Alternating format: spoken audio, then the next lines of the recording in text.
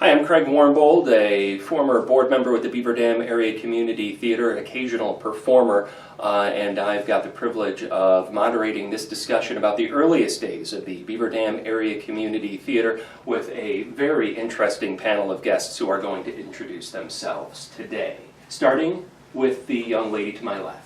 Thank you for saying young. I'm probably the oldest member of this crew. I'm Muriel Harper. I live in Beaver Dam. I'm a former member of the board too, and I was in, not the first show, but we had just moved to Beaver Dam. I was in the second show that Beaver Dam performed. And we'll find out more about that in a little bit. Annette. I'm Annette Camps, co-founder of Beaver Dam Community Theater and a lifelong member, still active today. I have directed and done just about every job except the tech end for community theater. John.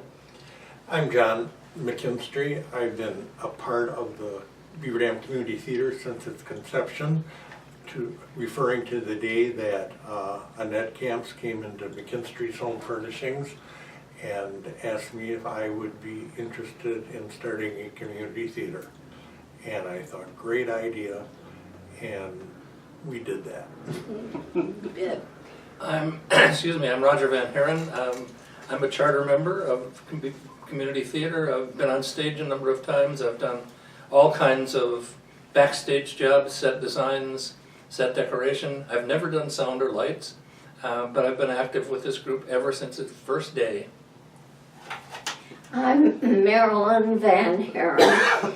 I was delighted when Annette called us in 1964 and asked us to attend a meeting at the old YMCA. We met that May and we began to discuss the possibility of a community theater. We've been active ever since. Again, we are going to be looking at the inception of the Beaver Dam Area Community Theater from the beginning for about the first 10 or so years. Set the stage for us, if you would. John? The conception of it was when Annette came into McKinstry's Home Furnishings and asked me if I would be interested in starting a community theater. And of course I said yes. But looking back, I think I did a few programs. I was assistant director, which really means nothing, with Chuck Helfert, who directed Harvey, our first play. And what I remember very strongly is when we were having tryouts. The tryouts were a disaster because it was my feeling that the lead of Harvey had to be just the best and the most outstanding because it would be establishing the foundation of the community theater. Would we get off to a really great start? And that's what we wanted. We didn't want to not make a good impression on that first round. So the disastrous tryouts, and I said to Chuck, I have a friend that would probably be interested in reading and trying out. If you wouldn't mind going to his house and we'll interview him and he can read. So I had in mind David Proctor, who is at that time an English professor at Wayland and known for a tremendous dry humor and a great sense of comical timing. He was an outstanding artist. So we went to see him, and David was at his best behavior, entertaining and doing all the crazy things he did when you spoke to him. And after about 15 minutes of that, I said to Chuck, well, maybe David should read now and we'll go home. And he said, David doesn't have to read, he's got the role if he wants it. And that put us on a very strong foundation for a good start. Yes, David was very, very popular in the community, well thought of for many things in addition to his humor. I want to take a step back a little bit further. The actual instigation or inspiration for community theater came from two young men who Chuck Helfert and Tom Spellman, who came to my door after I had, so to speak, retired from teaching. I was beginning a family, and I had mentioned at school when I was teaching that I would like to see Beaver Dam have a community theater.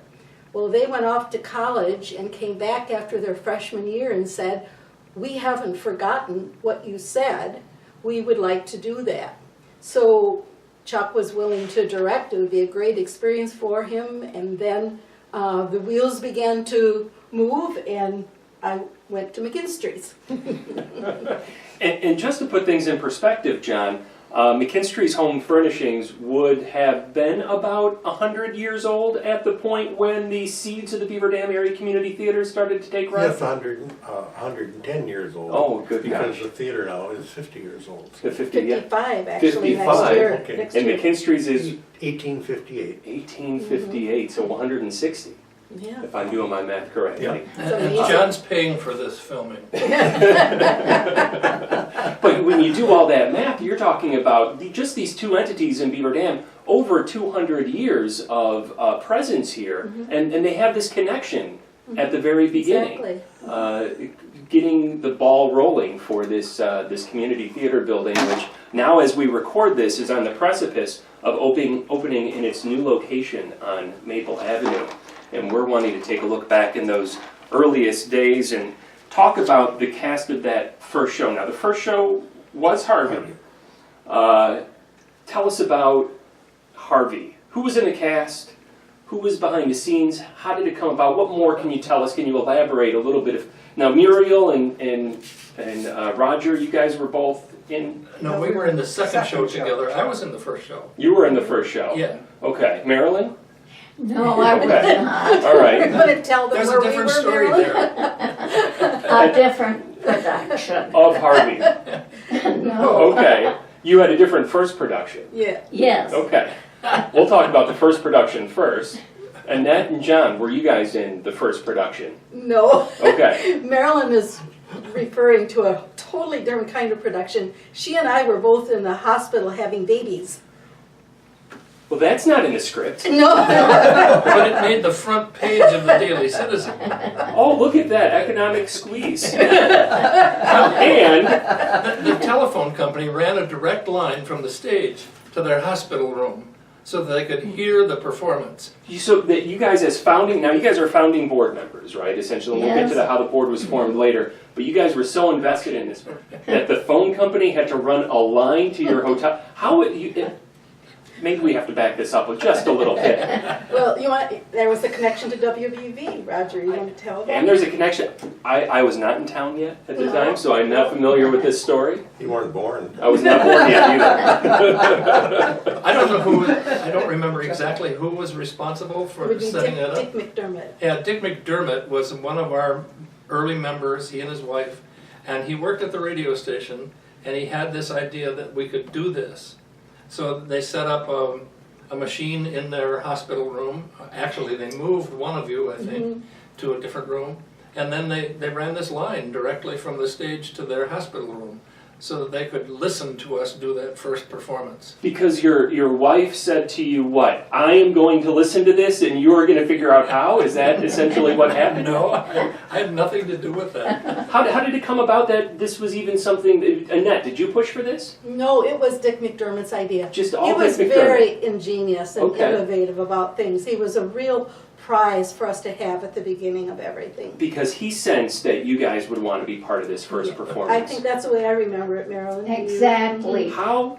I didn't mean to interrupt you, Marilyn. I hadn't even seen a rehearsal. I was waiting for opening night, and I missed it. How far along were you guys in your pregnancies? We gave birth during the show. During opening night? Well, You gave it no. a couple of days before, and I just before, I believe. so Yeah. you were inspired by me. Yes, I would. I've always been inspired by you, Marilyn. Thank you. Were these firstborns for you guys? No. It was our third. It was your child, third? Yes, Okay. our second son. And you decided that you wanted to try to sync this up with a grand and amazing gesture of the We wanted to history get of on the front page. front page of the paper. let's go back even a little further then to this idea, this seed of an idea that why did there need to be a community theater? Well, I think that Chuck Halford and some of those young people who started the whole idea of this going thought that there needed to be something for college kids to do when they came home for the summer, and that we needed a different cultural outlet in the community. So community theater seemed like a good thing to do. And he was a drama student at St. Norbert College, and thought that he could direct, even though he had never done it before. Mm-hmm. As it turns out, Chuck went on to become a professor of theater at Southern Methodist University, head of the drama department at that university. So this was, feet on the ground for him. And I think they were right. We did need something else here besides, we did not have a community theater. We didn't have a community orchestra at that time. We did have a community band, which played a couple times during the summer, but it really was an outlet for kids coming home from college to do something with their time. Mm-hmm. And I should add that John was the assistant director for Harvey, and I totally agree about that, but I think we realized eventually, even with the turnout at the YMCA, that it was something the adults were looking for too. They had there was a history of theater in Beaver Dam years before we were even here.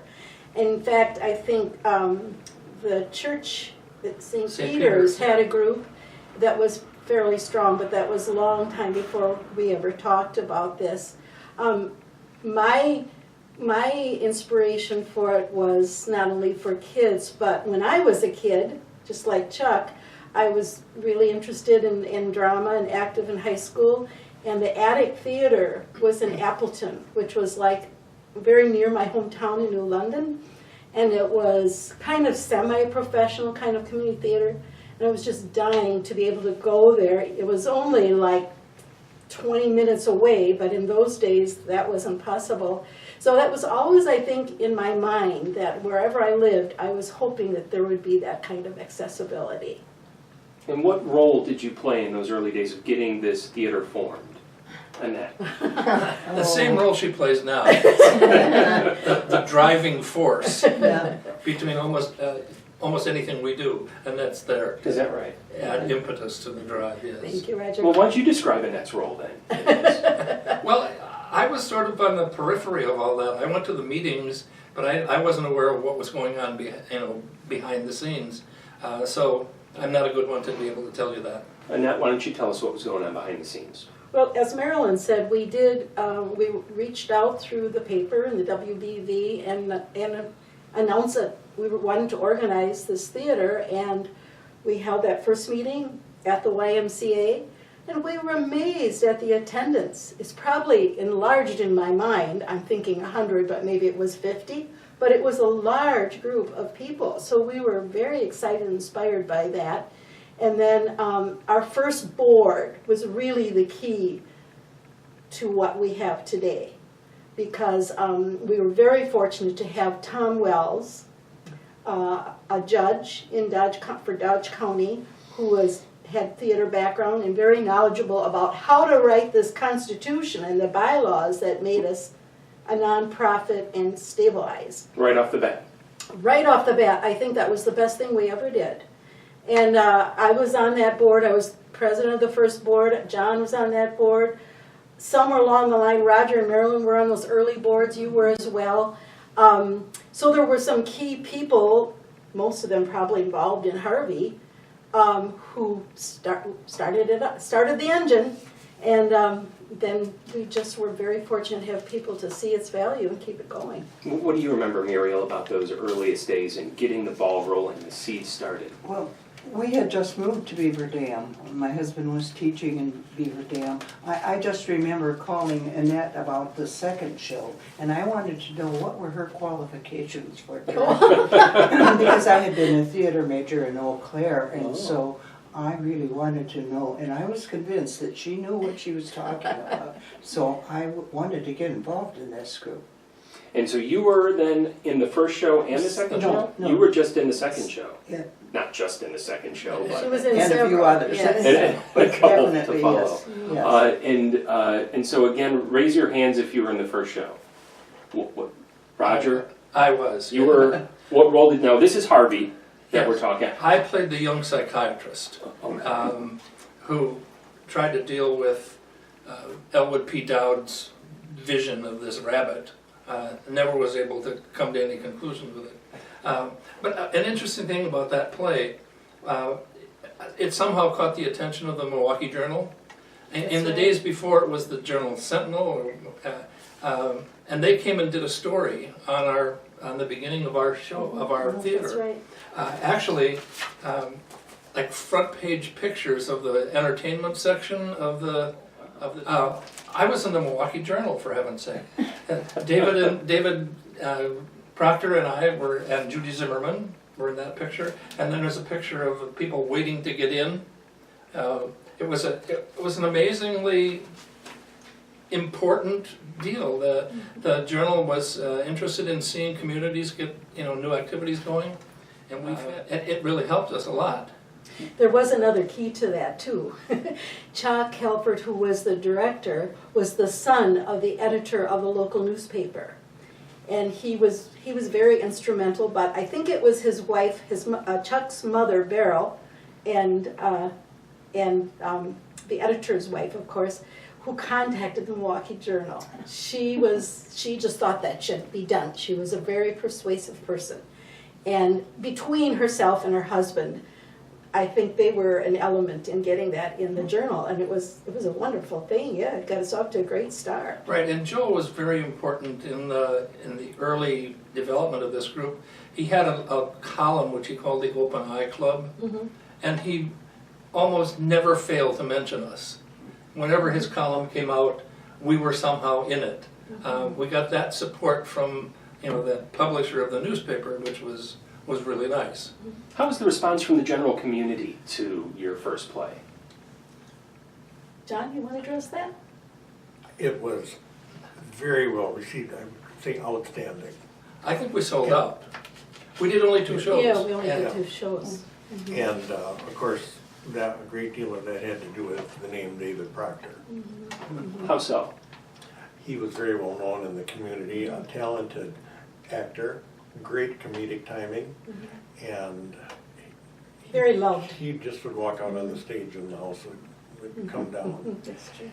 But in those very first early years, we were all sitting around, and of course there was no money. So let's really go back. And so what can we do about that? So then somebody decided I should be head of something called patron membership. That's right. So I went out and talked to a couple of my friends who said sure. And then I started recruiting to the point that when I'd walk down Main Street, I'd be over here and everybody else would run to the other side of the street. And so I thought, we gotta do something other than this. We've gotta sell some tickets. And in conjunction with selling tickets, I had my mother and dad have a cocktail party. And I hit all the guests and they were very generous. And that all helped. It did. Now, we're not talking great deal of money here, but at least we had money to pay for programs and printing tickets and all of those things. And this is for the first production. Before Harvey ever even hit the stage, you needed to finance it. Oh, yes, Well, yes. yeah, and we didn't really think about that too much. We said, let's just go for it. We trusted that we would sell tickets because we spent money we didn't have. Right, And you John? did sell tickets. Except for the patrons that John found, and we did. Actually, I researched, and I think it'd be really interesting. I have the names of the first patrons you recruited for Harvey. Oh, okay. And some of them don't, all the banks, there were several, the First National, Kirsch Foundry, WBEB, Mr. and Mrs. John Pfeffer, John's parents, B. and Randall McKinstry, Dr. and Mrs. Howard Bailey, Mr. and Mrs. Strub, Laura Seafelt, Mary Ann Seipel, the American National Bank, Wells and Boyle Attorneys, the Century Store, which sold our tickets, Matlin's, Hickey Real Estate, Yanchek Aluminum and Glass, and Farmer State Bank. That's what we had for our first patrons. Some of those do not exist anymore, or many of them. Well, I would say most everybody's dead from Yeah, exactly. That's true. You had Harvey in, what was the name of the theater? If you show that picture Oh, yeah. again, if Yeah, you would. It was called the Wisconsin Theater, and it was the movie theater. Mhm. And those people who are familiar with the movie theater downtown now, the Rogers, might not be able to recognize the theater the way it was when we were there. It was just a one building, and it had a main floor and a balcony. And then after the Rogers bought it, they split the theater in half this way and made what was the balcony a theater and the downstairs a theater. But when we were performing there, it was about a 500-seat theater with a main floor and a balcony. Unfortunately, we were performing in front of a CinemaScope screen that left only about a 6-foot stage. So you can't perform a show on a 6-foot stage. So a group of our carpenters, some wonderful, hardworking men, created a portable stage that we could take down there and put over the first 2 rows of seats. And that became our theater. We had no curtains, we had very few lights, but we had this amazing group of guys who were willing to go in there at midnight and put it up. It was incredible the first couple of years. And they went at midnight because? Well, they had to come in after the movie was done for the evening, and then we had to have the stage ready so that they could rehearse on it in the morning, on a Saturday morning. And then when the rehearsal was done, we had to take it all apart again and move it out so that they could do the matinee, Saturday matinee, and the Saturday night shows. And then the next week we'd have to come back and do it again. But we had to come in at midnight to do that. Wow. And we owe a lot to the Fletcher truck. Absolutely. Jim Fletcher loaned us his truck, and we never would have gotten along without it. So did you perform at other venues other than the former Wisconsin, now Rogers Theater? Not in the first 10 years. Not in the first 10 years. That was the main you were setting up, taking down, setting up, taking down for every show. Right. And a lot of the people who were involved in that setting up and taking down were also in the shows. Mhm. You know, they'd work from midnight till 7 in the morning, and then they'd rehearse, and then they'd take the stage down. You know, it was like a 24-hour job to be in some of those early shows. It was incredible. And the backstage was no picnic. Marilyn, you were experiencing the backstage because she yes. performed. Yes, especially in my mind is The King and I, because Anna had to wear large hoop skirts. In order to go from one side of the stage to the other, if we had to make an entrance, we had to crawl over the vent of the furnace and back down and then enter from the other side of the stage. Right, there were no wings. Or I recall that that some people would leave the building and Yes. run around the back, come in on the other side, whether it was storming or what the conditions were. But this is how we had to work in order to accommodate the blocking. Unbelievable. And may I interject, going a little bit forward, Marilyn was the most outstanding Anna I have ever seen perform. She was wonderful. Tell us about that performance now. Which show are you talking King about? and I. The King and I. What was your first performance there at the theater? My first performance was the third show, which was the first musical, South Pacific. Nellie Forbush. Nellie Forbush. Give us some insight into how the plays were selected back then. You had Harvey as the first show, Arsenic and Old Lace is the second show, South Pacific is the first musical, the third show at the theater. Who's making the decisions? Is this a board of directors decision? Is it a personal preference? Who's behind the decision making with play selection? Well, it was a little simpler than it is today. We're a little bit more official today. But at that point in time, it was pretty much a director who would like to direct a show and went to the board and asked for permission to do that. Who directed South Pacific? David Proctor. Oh, another Proctor production here. Tell us about South Pacific, Marilyn. South Pacific has always been one of my favorite shows. I have done the role in 3 different venues with 3 different organizations. The thing I remember the most about performing in the Wisconsin Theater is that they had to construct a way for me to wash my hair on stage. And so these very innovative carpenters built a shower stall that was wide open. It had a layer on the bottom to collect the water, and they poured buckets of water over my head while I sang, "Gonna watch that man right out of my hair." That was a very memorable scene. Chuck Helford, who was the director of the first show, was also in that show. Yeah. And he played Luther Billis, a very funny Luther Billis. So, Yeah. yeah. The second show was Arsenic and Old Lace. And Muriel, this would have been the show that you called Annette about to vet her on her directing skills. That I wanted to I'm glad I try out. passed, Muriel, by the way. I'm happy I passed. Oh, I am too. It was fun. I can still remember some of my lines with Roger. I was Elaine Harper, the girl next door, daughter of the minister, and I remember when we had a kissing scene, Roger said... I do too. He was reluctant, but I was all into this. I have a picture somewhere. I got him like this, and his jaws where I'm kissing him. And he said, "For a minister's daughter, you sure know how to kiss." "Where did you learn that?" I said, "In the choir loft." And then he was trying to break off this relationship, I think because he was afraid he had inherited his 2 aunts' insanity. And he said, I said to him, "If you think you're going to get rid of me by pretending to be insane, you're crazy." That's the kind of show it was. Well, It was a David fun Proctor was show. in that show too.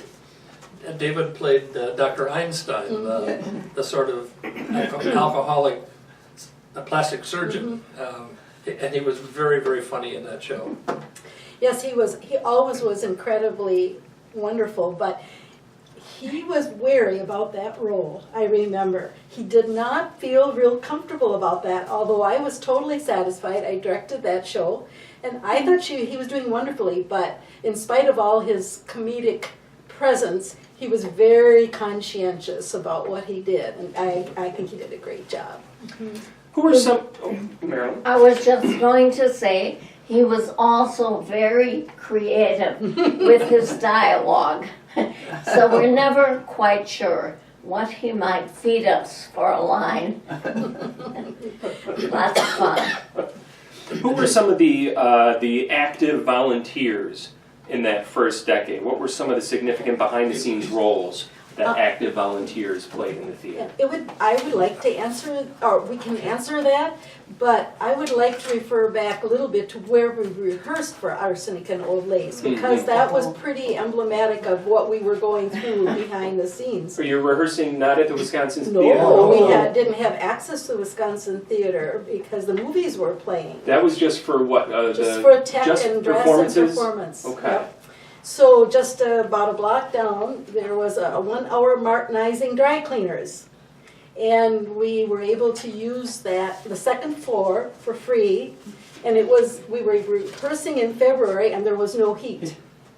So we rehearsed in our coats, and it was an interesting place filled with things stored, dusty, but we managed. And Carmen Hansen played the opposite of, of Justine Gilmore. Yeah, and so that was quite an adventure too, right? Because, and we roamed everywhere to rehearse until we purchased St. John's building. Well, talking about rehearsing for Arsenic and Old Lace, Annette's husband Jerry designed the set, and it was a beautiful set design. And one of the things that was very important in that setting was a stairway, because Teddy, who thought he was Teddy Roosevelt, had to charge up the stairs. Well, on the second floor of the 1 hour Martinizing, there was no room. He could go up about 2 steps, charge, and then we hit his head on the ceiling. So we never actually got to rehearse on the stairs until we got down to the theater.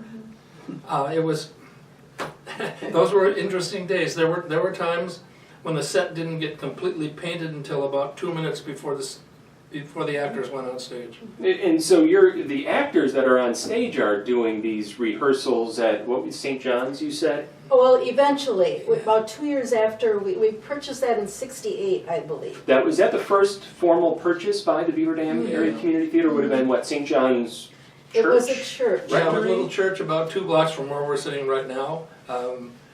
Right now it's Al-Anon. Al-Anon building. That was the community theater's first home base. Yeah, we can and that call was it. like 1967. Was that purchased with the intention of rehearsals only, no performance space? The performance wasn't feasible there. We stored things and we rehearsed there. We rehearsed King and I there, correct? Yes. Yeah. So you may recall what that it was just like a big floor that we rehearsed on, as I remember it. So 2 years in, you've already got enough of an organized structure of a board that you're making purchasing decisions, and you have enough in the bank to be able to purchase real estate at this point. I don't think we. There must be a lot of wine fundraisers, John.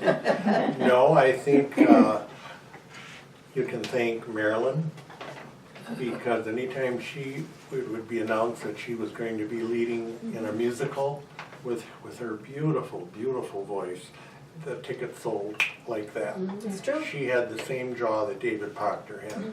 Thank you. It's very true. How did the organizational structure of the community theater develop? And as charter members, how did you guys individually, how were you guys involved in that development? I was not in the first board, but I know that Tom Wells was instrumental in organizing things so that it was a legal corporation and that it was a nonprofit corporation according to the state statutes. Other than that, I was not involved in those early days of the board. Both Marilyn and Roger were presidents at one time, probably more than once. Yes. And it evolved, I think, as the need arose, basically. We developed a very detailed handbook because we were working with many people who had never done theater at all, or who were not familiar with the basic structure of what a producer is, what a stage manager is, and so on. And so it was a total learning as you go experience.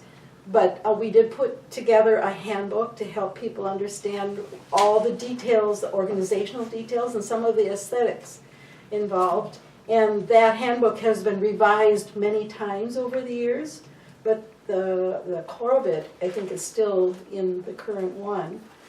We didn't have a managing director until the last 20 years. Before that, the board were the managers. I need to correct Annette. Oh. That doesn't happen very often. She used the term, "we developed a guideline or a book." There was no we, it was Annette. She was the only one smart enough to be able Oh, to do that's that. not true. You're being But very kind. the rest of you had to, and that, at whatever point you guys jumped on, you had to notice that there had to be some successes to this early on that allowed you to have that next production, that allowed you to buy real estate. When did you guys start to get a sense that this is something that could be sustaining, that this is something that could go, that is more than one musical and a couple plays at the local theater? When did this start to become something maybe bigger? Or did you always envision this from the beginning, that it would be something that could be sustaining? I think we were just too stubborn to let it die. Mm-hmm. You know, this worked was so something hard. that was so important to all of us that we were not going to let it die. And so here we are, 54 years later, or 55 years later, and about to move into a brand new theater. I don't think that there's a community theater in the state that's any more well established than we are. Or vibrant. Yes, I agree. I think right from the beginning, we were very optimistic because no matter what merchant we asked to help us, we always got a yes. I have to mention the Loafs. Virgil and Pat Loaf ran a dry cleaning service right next to our new building. And they were more than happy to clean all of our costumes. That's right. They donated time. They were very interested. And I have to say, our audiences were great. What more do you need than that kind of support to get you going? I agree. I think we felt well, theater in itself has great community spirit, and it spreads. It's both ways, I think. And we were fortunate to have quite a representation of people from the community involved right from the very first. But it was basically built on faith, I think, like you alluded to. Maybe this is the time to just refer back to, because you're asking how it sustained itself. The review kind of reflected how the community was responding. For Harvey, the play moved smoothly and quickly, which showed attention to detail by the production crew, long hours of rehearsal, and care and enthusiasm for all involved on stage and off. The production staff is to be especially commended for the professional job despite the handicap of small working space. It was gratifying to read in the program how many Beaver Dam area citizens and families participated in some phase of the production. Beaver Dam owes them warm appreciation. This first presentation was a very encouraging start for the Beaver Dam Community Theater Incorporated. Perhaps the best aspect of the whole thing was that the cast and staff seemed to enjoy doing the play as much as the audience enjoyed seeing it. I think that pretty much says it. And we still have that feeling today. And that's from the Harvey, from that- Harvey. from the Daily Citizen? No, well, it was written for the Daily Citizen. It was sent to John, but I don't know who wrote it. Oh, I do. It Do you? was Joanne Wells' sister. Oh, that rings a bell, yeah. And published in the Daily Citizen. Right, 54 years ago, essentially. right. So we've talked about the first couple plays, we talked about the first musical. We're looking at the first 10 years here in this production. When you guys look at that 1964 to early 1970s era, what plays jump out to you? What plays bubble to the surface for you guys? I remember the pajama game. The Pajama Game. Thank Yes. you. Marilyn directed that. It was one of my first directing projects, and I learned a lot. I had also directed the year before a straight play called The Gazebo. So those two directing opportunities were invaluable. I looked at performances from a lot of different perspectives, and as I say, it was a very educational process. It was a fun show. It was, it's It was. We did all the big musicals in those first 10 years. We did Oliver, did Music Man, Fiddler on the Roof. Bye Bye Birdie. Bye Bye Birdie. My The children were in that Fantastics. one. Yeah. Really, And how Wizard old of were they at the Oz. time? teenagers. They were and so this teenagers. would have been before the Telltale Theater. Obviously, that didn't start until I the don't think we had 80s, Telltale in, did we? late 70s, It started in 74. 74. And Marilyn just mentioned Wizard of Oz. That was a main season production for community theater in 73. And that was directed by Melita Quinlan, who was kind of a newcomer at that time.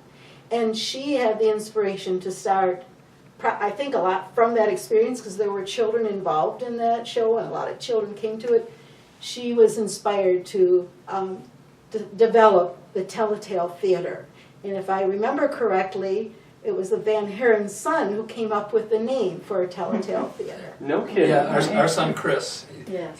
he thought Telltale was a good name for the theater, and we submitted it, and it was accepted. Submitted, was there a process? Were you guys It was looking a for little names? Is contest. that Yeah, what there it was was? a contest contest. and named the theater group, yeah. Well, you must be very proud. We were. And here it has held up this entire time, and I imagine it'll be a big focus of part 2 of our conversation, our retrospective looking at the many years of the Beaver Dam Community Yes. Theater and its evolution. But right now, we're looking at that 10 years, and you said it was, what was it, pajama party? Pajama Pajama game. Pajama game. Pajama game? And we wore pajamas. You in my wore house. pajamas. Yes, we did. Well, tell us about what role you played and what you remember from there. Muriel. Oh, I was a factory worker, and I remember I was wearing an orange shorty nightgown with a feathery boa around the neck, and had a short solo in one of the chorus numbers where I'm sounding very nasal like this. I remember that and the chorus lines. And isn't that the show that had Tick Tock, Tempest Fugit? Was it? Oh, I Yes. think so, yeah. I think Yes, so, it yeah. was. Hurry and work Yes. was the theme for the factory workers. And I have to say, in that show, we got leads from other cities.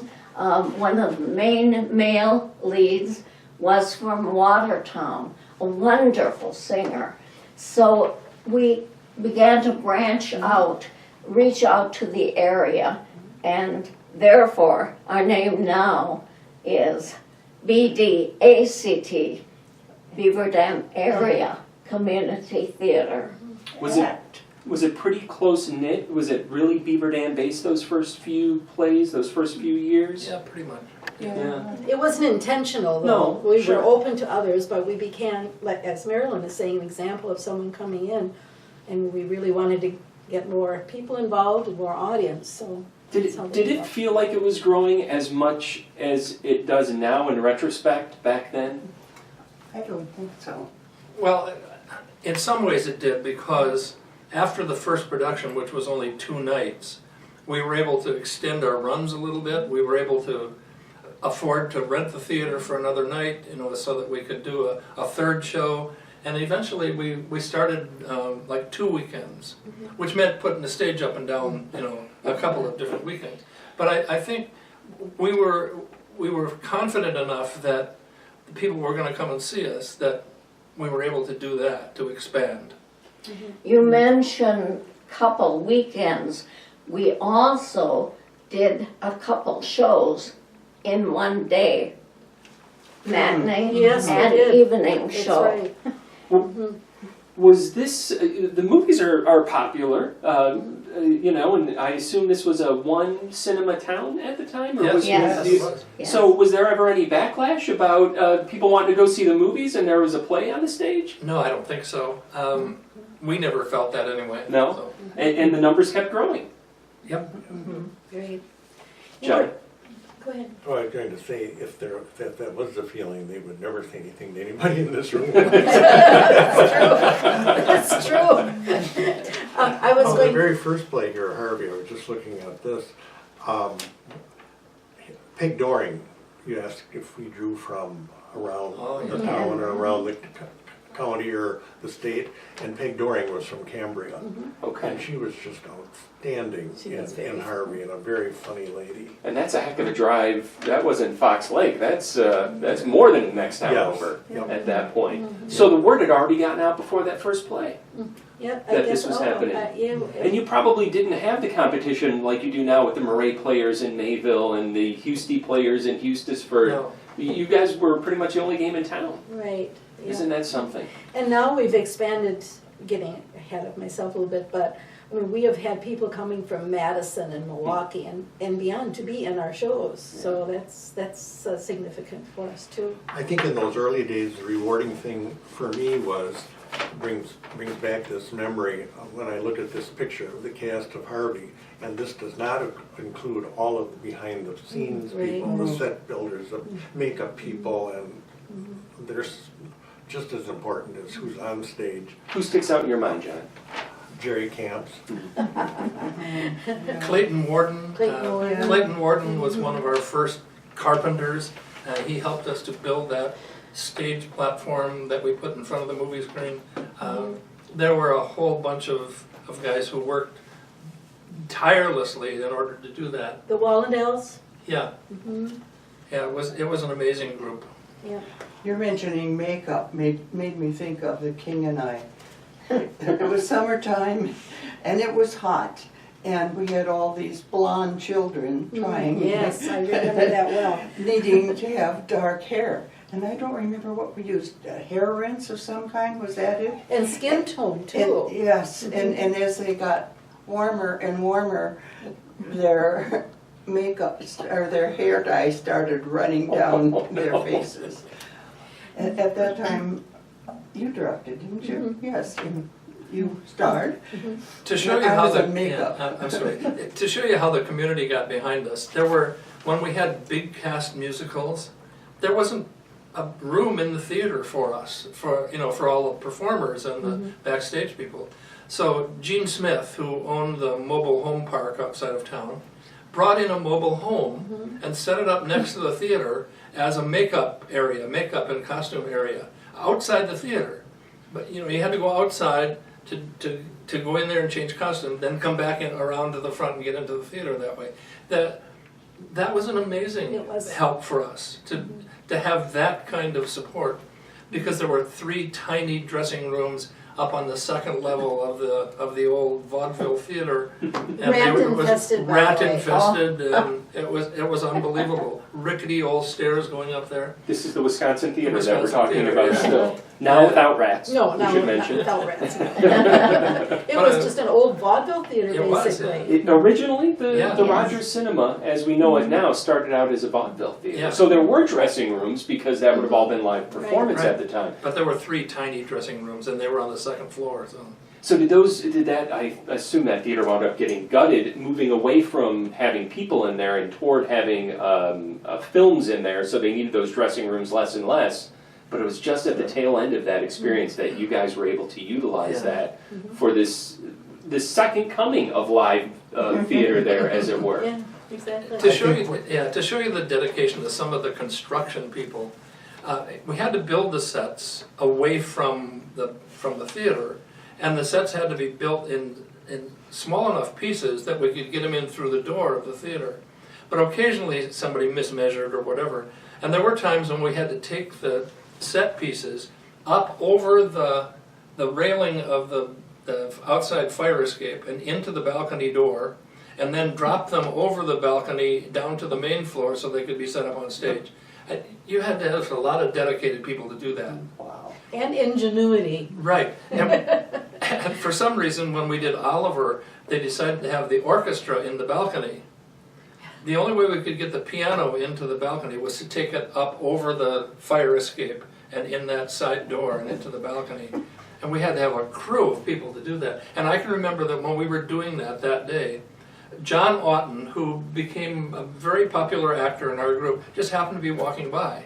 He had no idea what we were doing, but he pitched in. He helped us get that piano up over the fire escape, and then he was in the community theater forever on. No kidding. Yeah, it was just He hadn't acted before that? No, well, not before, not with us. Okay. Yeah. and a reminder too that there was no such thing as an electric piano. There were only regular upright pianos. I hope you got to keep it between performances in the balcony. We did. Wow. So, John. I was looking at this a picture of the first cast members in Harvey, and it's quite a crew. But what isn't pictured here is the tremendous crew behind the scenes.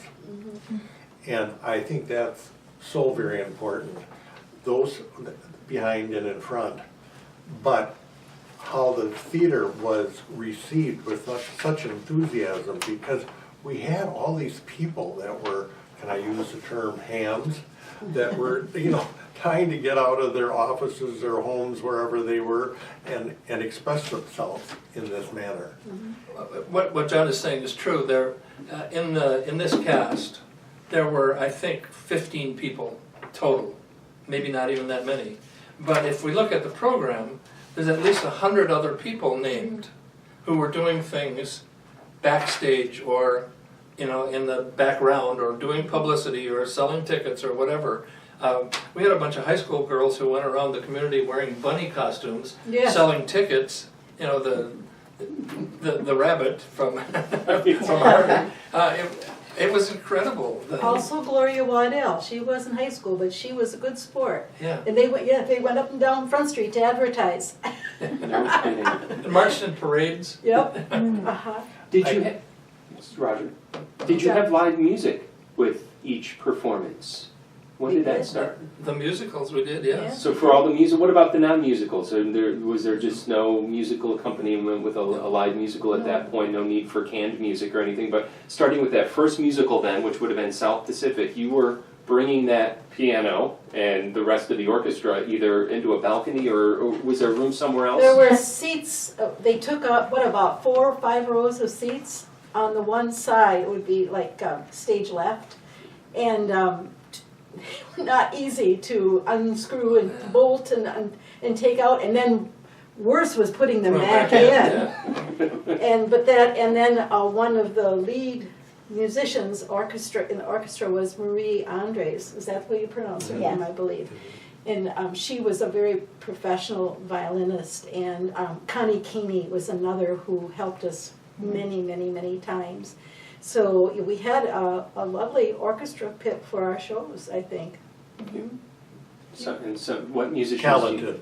do you guys remember? Talented, Are there musicians yeah. that stand out to you guys? What, out of all the things we Out of did, all, the orchestras from I the early think days. probably one of the highlights for me was you were on stage one time and you fell off it. Well, that was in later years. I think that's in part 3 that'll be coming out in 2019. Were you at that production? Oh, it certainly was. It was the talk of Beaverdale. I'm not blaming the director, but that riser didn't have any backing on it where the chairs went. But other than that was a highlight. Look for that in part 3 coming up a little bit later. And you'll interview me for that, I'm I assuming, certainly John. will. I'll look forward to Which that does one. reference how we expanded to do things beyond our main stage season, which we'll discuss later. But yeah, that's one of the major ways we expanded. Maybe that's a good topic to discuss now. I mean, you talk about modern times at the Beaver Dam Area Community Theater. You guys are known for your big summer musicals. What was South Pacific that first big summer musical, or did it take some time to build to what it is that we know now? When did the summer musical as we know it take root? I would say at the beginning. At the I beginning, think- right off Thank the bat. you. And Marilyn was very Marilyn much made us Yeah. famous. Marilyn, and then Yes. Gene Beneke was Yes. he was a teacher and well known. And that, I would say right from the very beginning, guys. One of the people I wanted to mention who also was very loved in the community and highly talented was Harry Gutenecht. And he was the lead and fiddler on the roof, and he was known forever after. Unfortunately, he died at a fairly young age, but he toured schools in his costume for years after because people continuously talked about Harry and what a wonderful lead he was. And I've heard professional shows and the actor did not compare to Harry. And he had never performed, he had sung, but he had never acted before. And he was excellent. Yes, he was. I'm sure there's a lot of people that have come and gone over the years that stick out to you guys. A lot have gone. Yes. Yeah. Definitely so. And I think one of the things I cherish about the theater is having crossed paths with so many people of all walks of life. You don't get to know just the people that are on stage. You know the people who are behind stage, and sometimes that's where you are. That's where any of us were, where we learned everything about the theater. It isn't just those people who took a bow. I bet there are thousands of people that I have met through this group and have learned to be friends with and to learn from them and their skills. And I'm really grateful for that. And I think one thing that made this group so successful is that the people who were on stage were never reluctant to do any one of the jobs behind the stage. We've all done not just the part that gets the picture in the paper and the publicity, but we've done the publicity, we've done the makeup, we've done the costumes. Programs, John has done and programs. all the other things that John was talking about that go with the production. And a lot of us had no experience at all in some of the things that we were doing. I designed sets for quite a few plays. Many. Yes. I had you no did a great clue job. about how to design a set. Well, you did a great job Yes, at the you very did. beginning. But you know, you'd read the script, and then the script would say, you know, there's a stairway or there's a cellar door or whatever, and you had to work that out in the space that we had. You know, you couldn't necessarily copy a set design from a Broadway production and put it on our stage, because our stage was 13 feet deep and 16 feet high, and that was it. And we couldn't do anything else. So we learned by doing, we learned by asking questions, we learned by cooperating. Jerry was an amazing set designer. He helped me, I think I helped him. Yeah, you did. We Yeah. painted together, those kinds of things. It was all learning by doing, and it was a wonderful education. John? Muriel, you had mentioned that, something to the effect that the same person would do very different roles, from maybe dramatic to comedy or whatever. And I always think of this, and I admire Marilyn Van Haren so much, because she did do these very beautiful Yes. musicals as, you know, Yes. in such glamorous roles and so on and so forth. And the next thing I knew, she tried out and she did Agnes Gooch and Auntie Mame. Yes. And there's not, She was Oh, amazing. that was and just Yes, amazing. yes. Which underlines that you too were popular after the show and performed as Agnes Gooch in some other venues. It's a very funny story about that. Marilyn's parents came to see that show, and her father had never seen her perform on our stage. Her mother had been here, but her father had not. And at intermission, he said, "I thought you said Marilyn was in this show." He didn't recognize her as Agnes Gooch in the show. And another very challenging role was the one you did in Fiddler on the Roof. You were. Remind me, you weren't the one on the stilts, were you? Or Oh, that were was you? Marcia. Yeah, you were the I was the appearance. flying ghost. The flying ghost, yes. Yes. So very different How- from anything else. How did you fly in the Wisconsin theater? We're not going to tell you. There may have been some building code violations, it sounds like. Just some excellent acting. And I'm getting the sense of this evolution from year to year, season to season, and that really brings me to my next question. You know, I asked you when the summer musical first took root. When did this idea of seasons take root? Your first play, Harvey, was 1964. You didn't have another play until 1965. We had two in 65. You had two in 65. Yeah, we did Arsenic on South Pacific in the second year. Yeah. Now you've got 3 or 4 main stage, a couple side productions. You guys are probably putting on a dozen shows in some form or another a year. When did that idea of seasons start to happen? Actually, we established a 3-show season in the The third year. Yeah. In the 3rd year. Mhm. Right. And- That was All My Sons, a drama, and The Sound of Music, and Never Too Late, a comedy. You were in that, weren't you? Never Too Late or not? Am I wrong? Okay. No, But it was, yeah, so we went from 1 to 2 to 3. so kind lady. And And the rest When is the wig history. fell Right. off on the stage. And then it was Christmas, so we started a series And this might not have been A little later, immediately. yeah, So we'll get into that yeah. in section 2. Stay tuned, more to come Right. on the But- continuing evolution. But I of think the that theater. is the key because people are, we're drawing more people from different walks of life and interests and areas.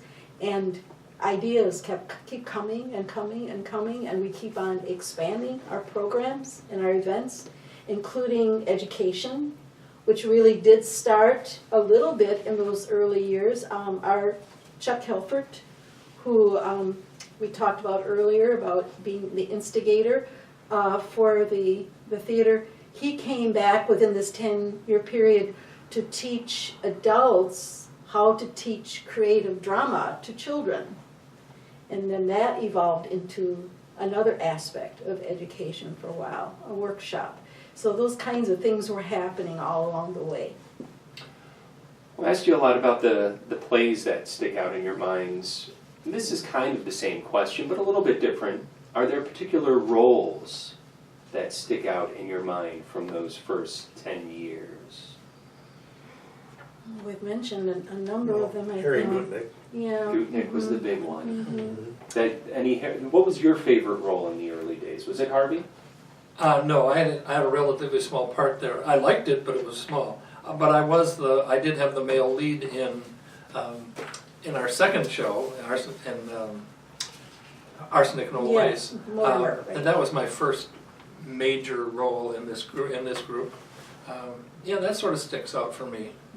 A lot of little things stick out for me. When we did Fiddler on the Roof, I had to sing one line, and people who know me know that I don't sing. I had one line as a Russian soldier. I had to stand up on a chair and sing one line, and I just couldn't do it. And our 6-year-old son would stand backstage and give me the pitch. So I'd stand up on the chair, and he would hum this note behind and I would sing my line. That was it. To life, right? Yeah. It was. Yeah. I had one other thing like that. When we had the orchestra in the balcony for Oliver, I had to have the first note of a song, "Who Will Buy?" I can still do that line.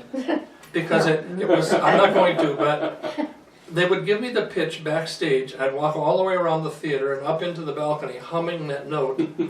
And then when it was time, I would sing that line. And there was no orchestra underneath it. If I didn't have it right, whoever had the next line was not going to be right. But so those two tiny little things stick out for me. So you never did Cyrano then? You No. never did any of them? When you look back at 54 years now as we record this, of this theater,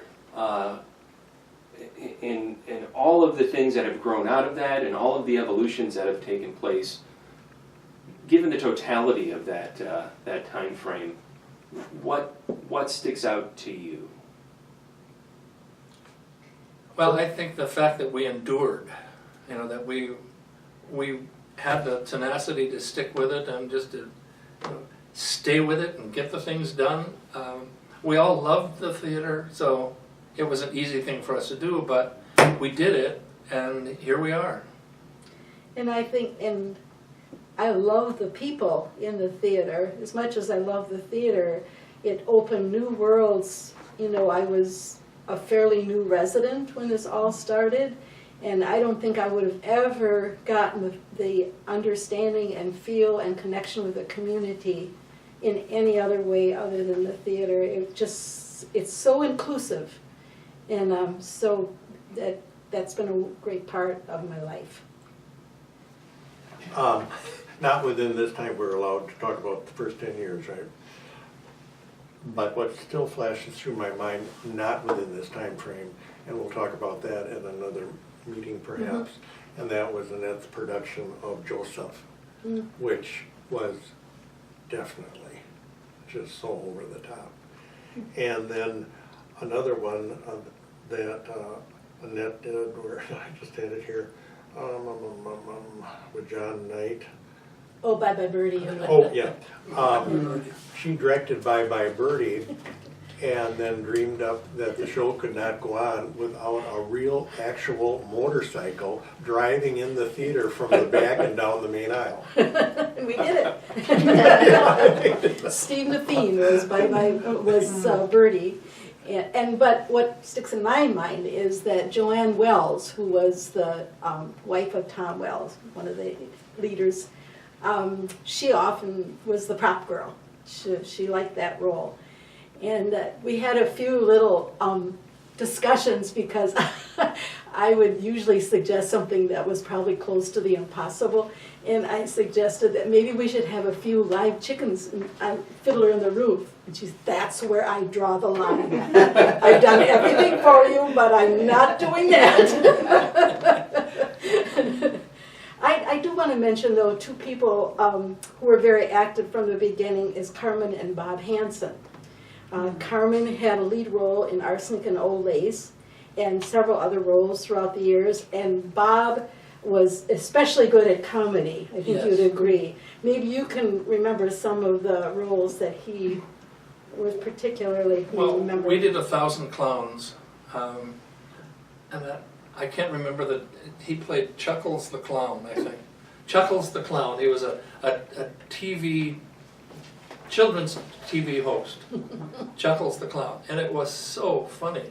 And we had, somebody wrote a song, maybe you did, maybe Marilyn wrote a song for the Chuckles children, and the Hanson kids and our kids sang that song for that show. He was hilarious in that show. It was just a wonderful show. He was had a great sense of humor. He was an English teacher at the junior high, as you were. So was I, yes. Marilyn, how about you when you look back on 54 years of this? There are so many roles that I was fortunate enough to get. And if people said to me, what's your favorite role? It was always the one I was doing at that time. But during the first 10 years, I think back especially to The Music Man, because my daughter played the little girl in the show, and I was Marian, the librarian. So that's a special show for me, and I'd like to mention what great opportunities our kids had. They all did take part in one way or another through the years. So it was a family thing that we all loved. Remind me, Marilyn, I was trying to remember who was the Music Man in the first production. His name was Steve. He was the music teacher at the high school. Oh, yes. Steve Smith? No, not, That might be I it. can't remember. That does ring a bell. Yeah. That Tall, was thin guy, yeah. a very lovely show, too. Yeah. Marilyn, you said I was fortunate enough to get. I think that's an understatement. You deserved every role. Absolutely. Oh, thank you. I certainly love them all. Muriel, when you look back over this time frame from the beginning to where we've grown to, what stands out to you? I think my first show, I can remember the others, but I don't remember the lines from other shows like I do from the first one. Yeah. When you guys were breaking down those sets and putting them back together in the Wisconsin theater 54, 53, 52 years ago, did you ever, were you in the back of your mind, were you thinking, one day we'll have a professional sized stage with a curtain and an orchestra pit and flies and everything that we'll need to put on a professional production where we're not going to have to keep doing this? Was that even a grain of a thought in your mind at that time? Oh, I'm sure it was, because the first opportunity that we had to buy a space was at St. John's, and then we bought the building that we're sitting in right now, and turned it into a theater. It was a Baptist church. I'm sure that we always had that in our mind. But we walked through the new theater building yesterday, and it's incredible. This is going to be a major, major thing for this community, to have that Performing Arts Center up and running. And I think it's because of the tenacity and the hard work of all of these people, hundreds of people that are in the programs, it was just an amazing thing. John, what do you think? I agree with Roger. I was there the other day myself. And first of all, I can't believe that that was the old school, you know, and what has, how it's transpired into such a workable, beautiful place that Beaver Dam and downtown Beaver Dam will enjoy for many, many years. And as the downtown becomes strong and better and so forth, that's the nucleus of Beaver Dam, of any town. And we're certainly on the right track. And now when theater lovers who may be intimately involved with the community theater are giving birth in a hotel room, they can do it by Skype or some other form of It wasn't a digital hotel room. communication. It wasn't a hotel hotel Oh, did I say I room. meant hospital room? I'm sorry, hospital room. Let's get the record straight there. You guys brought some wonderful artifacts here from yesteryear. Do you want to talk about some of these? Are there particular things that you haven't shown yet that you want to make sure that we show and I was have an looking- opportunity to see before we wrap up? I was looking at this, which Annette brought, which was on the front page of the paper for Harvey, and we spent some time discussing David Proctor and what a comedic actor he was. Even during that formal picture he was acting, he has his arm out, he was talking to Harvey during the picture while that was yes. being taken. Oh, was it very And you wouldn't know that story unless you would So- get what he was doing. And I brought, this is an earlier logo that we use, which I thought was excellent in that it demonstrates our telltale as well as our, and Roger, didn't you design this? No, I didn't. You didn't, do you? I don't remember who designed that, You but, could have taken credit, Roger. yeah, you should have taken credit. Well, he's done a lot of designing, that's for sure. That's But the first logo. I don't know if it's Or the one of the first. original I don't logos. think it's the first, but it was the 25th anniversary. Oh, it says it right there, Yeah, 25th and we had some anniversary. really big anniversary celebrations, so. But that was one of the many, we've had maybe like 3, 4 different logos over the years. And there's a new logo There's a now new that one we've now. got a fine arts center. Yes. It's gonna be up on the wall on the outside, spectacular. What do you got there, Roger? This is the article from the Milwaukee Journal from the opening of Harvey. And it's written by someone named Sandra Coda. It had been at least 25 years since the marquee of the Wisconsin Theater here carried the words "on stage." But Thursday night and the preceding evening, its lights proclaimed that none other than Harvey had banished its usual movie fare. The comedy was the first production of the Beaver Dam Community Theater, and it stirred considerable community interest and pride, both in getting it to the stage and at the box office. Which, it was a community pride thing. It wasn't just us. Right. It was, it wasn't just the people who were in the theater, it was, everybody thought it was a great thing. And given all of the generosity that has come forth for this building, it's still true, it still stands today. That's really something to say for Beaver Dam. Wrapping things up, maybe with a message to somebody who's watching this video 100 years from now. What do you want them to know about the roots of this theater and what it meant at the time? Marilyn, we'll start with you and we'll go around the table. What do you say?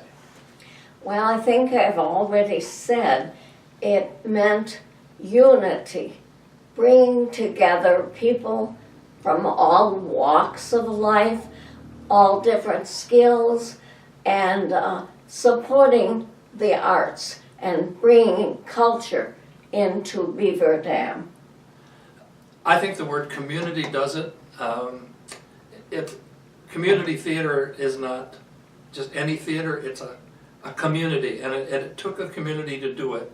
They used to talk about it takes a village. It took a community. This group had the support of the community from the beginning, and it still has it. John, McKinstry's Home Furnishings will be 260 years old in 100 years. Not quite. Just subtract 100. What's your message to those future generations? What was the question again?